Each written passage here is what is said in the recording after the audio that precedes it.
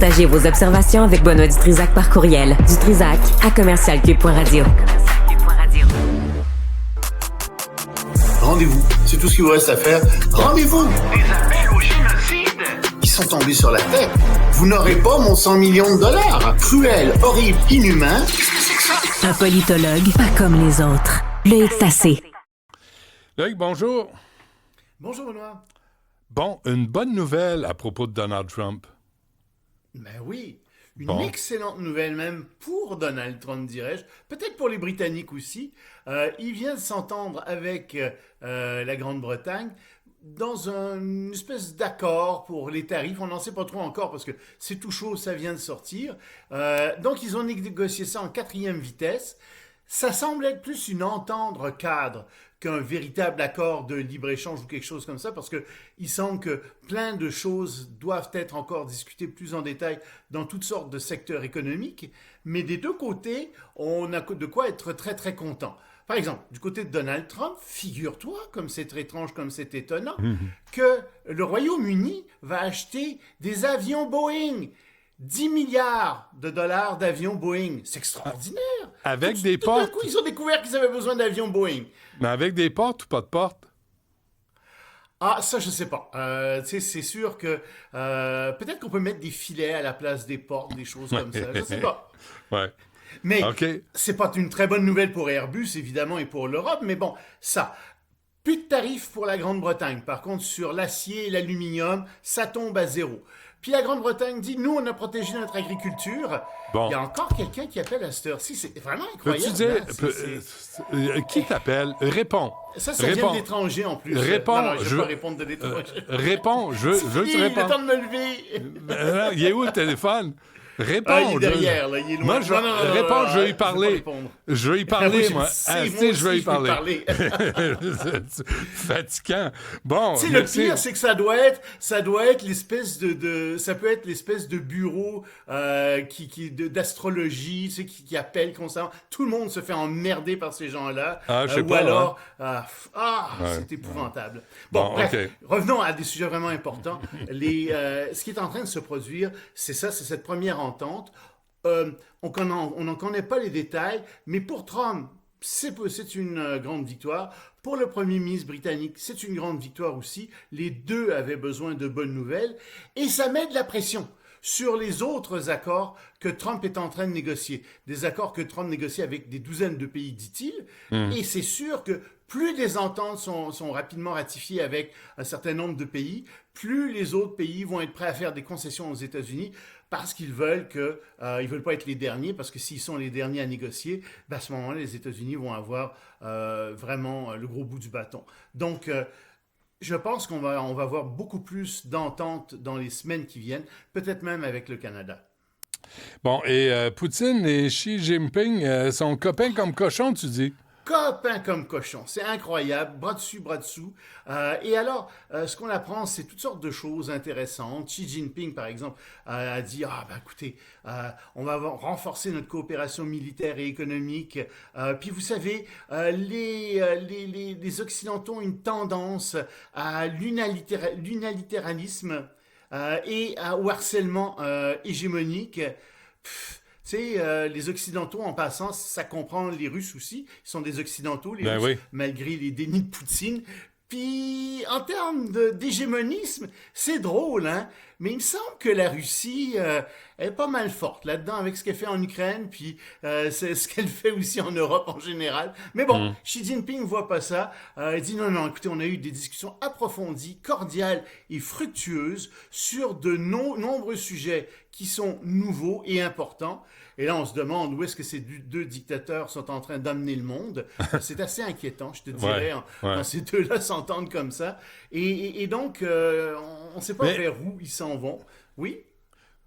Je suis étonné des photos qu'on voit. Peux-tu en remettre une, Jean-Philippe, s'il te plaît? Parce que est-ce que c'est Poutine qui est petit ou c'est M. Xi qui est grand? Ah, il est petit, hein, mais il est plus loin.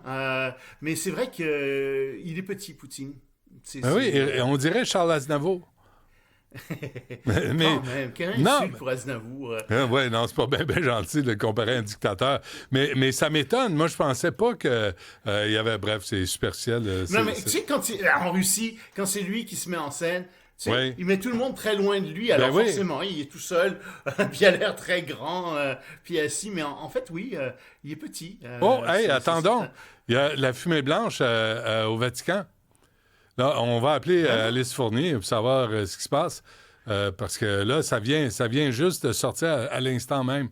Là, on vient de choisir un nouveau pape. Ah, c'est de la fumée rose. Hey, Trump. La fumée rose. Loïc, c'est un pape gay qu'on va avoir. Est-ce qu'on peut appeler Alice Fournier, voir ce qui se passe sur place? Mais oui, ça a l'air d'être de la fumée blanche, en effet. Ouais, elle n'est pas là, quoi. Elle n'est plus là. Elle n'est pas là. OK. Bon, OK. Donc, on a choisi le pape, mais on n'a personne sur place. L'Allemagne Attends, personne ne sait Quoi? qui c'est encore, de toute façon. T'as encore Ouais. quelques minutes, Benoît, pour arriver à trouver quelqu'un. Oui, parfait. Bonne chance. L'Allemagne va refouler à ses frontières les demandeurs d'asile sans Ouais. papier. Oh, c'est nouveau, ça, comme approche, comme politique. C'est un peu nouveau, dans le sens où déjà, ils avaient durci leur position en octobre 2023, tu sais, après le départ de Mme Merkel. Et donc, ils refusaient un certain nombre de personnes, mais maintenant, c'est strict. À moins que ce soit des enfants ou des femmes enceintes, il n'y a plus de réfugiés qui vont rentrer en Allemagne. Ils en ont assez, ils en ont eu trop. Et c'est vrai, ils ont pris, par exemple, tu te souviens, au moment de la guerre en Irak, ils ont réussi à avoir 1 million de réfugiés, quelque chose comme ça. C'est énorme, les réfugiés. En Syrie, plutôt. C'est énorme, le nombre de réfugiés que les Allemands ont accueillis. Et Pas ils ont loin des d'un problèmes. million, hein? Pas Oui, loin 1 d'un million million. cette année-là. Ouais, Ils en ouais. ont bien plus que ça. Oui, c'est vrai, Mais t'as ils ont raison. des problèmes. Il y a des étrangers qui qui commettent des attentats. Je pense que c'est pas nécessairement des réfugiés, mais disons qu'en Allemagne, en ce moment, il y a un problème de refus de l'immigration. Un peu peut-être comme au Québec. Mais un problème Ils en ont culturel beaucoup. aussi. Des Il y a migrants un là, problème qui comprennent pas que culturel, les absolument.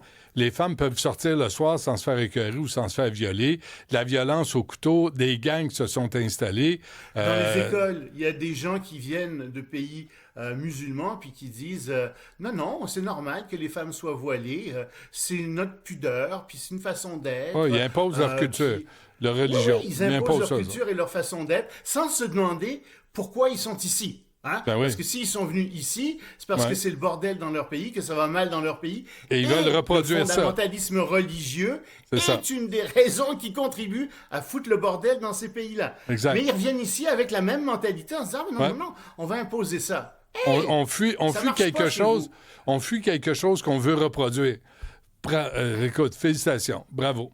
La solution à ça, c'est de retourner là d'où tu viens. Tu sais, si t'aimais tant que ça, des régimes misogynes, racistes, je veux dire, demandez-nous pas de l'être, là.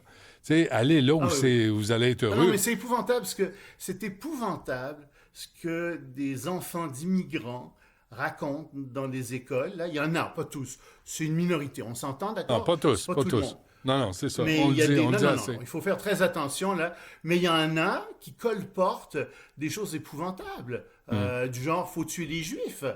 Tu sais, c'est extrémiste. Et Ou, je dis, j'invente pas ça, là. J'ai des Vous témoignages. parlez des filles comme des sales putes parce que, tu sais, Oui. elles sont libres puis elles vivent comme des occidentales. Oui. Puis on n'a pas de compte à rendre à aucun crinqué Non. religieux. Puis d'ailleurs, si t'es crinqué religieux puis tu crois pas en l'égalité homme-femme, fillette-garçon, fille-garçon, la porte est là. Tu sais, moi, j'ai plus de tolérance à ça. Je n'ai jamais eu, j'en ai pas plus. Les scorpions envahissent plusieurs pays d'Amérique du Sud rapidement. Oui, ben en fait, j'aurais dû te dire d'Amérique latine parce que ça se produit au Brésil, au Mexique, Ouais. au Paraguay. Et c'est quelque chose qui commence à être un gros problème là-bas parce que il y a une urbanisation galopante, non planifiée qui se fait. Et les scorpions adorent les égouts. C'est chaud. Ils sont là-dedans. Il y a plein de blattes ou de coquerelles, si tu préfères. Ils mangent ça. D'ailleurs, ça peut passer 400 jours, ai-je appris. 400 jours sans manger un scorpion. Et les piqûres de scorpions sont extrêmement Ça, c'est un douloureuses. jeûne intermittent solide. Hein? Ouais, c'est quelque chose. Ouais. Mais 400 jours sans manger, oui. Mais c'est quelle bestiole. J'ai pas beaucoup de sympathie pour les scorpions, je t'avoue. J'en ai mangé en Chine. Tu les fais frire, là. T'es Ça goûte sérieux? les chips. Oh oui, je suis très satisfait de manger des scorpions. Moi, je déteste cette bestiole-là. Et c'est une vengeance pour moi que de manger des scorpions. C'est drôle. Des ça. petits. Donc, Ouais. les scorpions sont des bestioles qui se reproduisent, mais ça prolifère. Il y a eu en 10 ans une augmentation de 250% des piqûres de scorpions. Alors, c'est rarement mortel. C'est mortel dans 0,1% des cas, et surtout avec des enfants, ces piqûres de scorpions. Mais c'est un vrai problème en ce moment. C'est un fléau en Amérique latine, un fléau qui augmente parce que justement, on urbanise n'importe comment et donc ça génère cette prolifération-là. Bon, avant qu'on se quitte, j'ai gagé avec Sœur Angèle. Monseigneur Lépine n'a pas voulu gager avec moi. Non, j'ai entendu ça. C'est qui, d'après toi, le prochain pape?